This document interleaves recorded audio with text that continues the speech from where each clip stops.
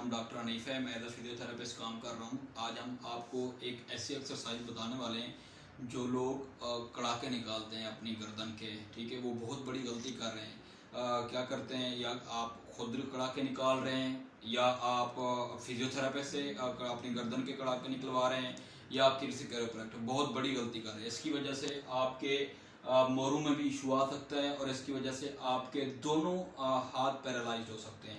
इससे बचने के लिए आपने एक एक्सरसाइज करनी है। ये एक्सरसाइज ऐसी होनी है कि ये वाला हाथ आपने क्या करना है, पीछे करना है, ठीक हो गया। और इससे आपने क्या करना है, ये रोटेशन आपने करनी है, ये ठीक हो गया खुद। और इस हाथ से अपने आप को क्या करनी है, सपोर्ट कर देनी है कि ये मूव करने के लिए। इससे ये होगा कि आपकी जो रिलैक्सेशन के लिए आप जो कर रहे होते हैं ना, वो आप उससे क्या हो रहे हैं, अपनी ज़िंदगी से प्यार करें, अपने आप से प्यार करें और कोई इस तरह का कोई रिस्क ना लें। और इसके अलावा अगर आपके कंधे वीक होते हैं, ठीक है, आपको ऐसे लगे थकावट सी फील होती है, तो आप ये वाली एक्सरसाइज करें। आप डायरेक्ट से हाथ रखें यहाँ पे, आगे की तरफ जोर लगाएं, 1 2 3 4 5, वापस 1। सर का जो जोर होगा वो आगे की तरफ होगा और हाथ का जो जोर होगा पीछे की तरफ होगा, ठीक है।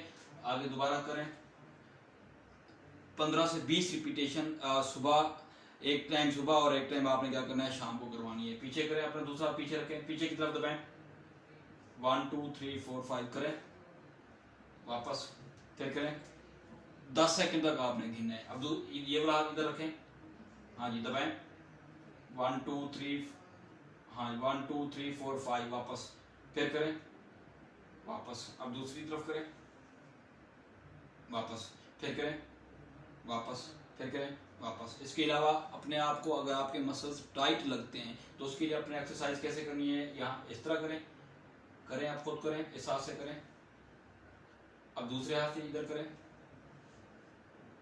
ठीक है। अब ऊपर की तरफ लेके जाएं, ये, अब नीचे की तरफ लेके ये, ठीक है। आपने ये वाली स्ट्रेचिंग एक्सरसाइज करवानी है जिससे आप कड़ाके ना निकालें, कड़ाके की बजाय आप वाली ये वाली एक्सरसाइज करें। आप रिलैक्स भी हो जाएंगे, मसल आपके स्ट्रांग भी हो जाएंगे और आपकी रिस्क से भी बच जाएंगे। अपनी ज़िंदगी से प्यार करें, अपनी लाइफ से प्यार करें और अपने ज़िंदगी के लिए जिएं। अल्लाह हाफिज़।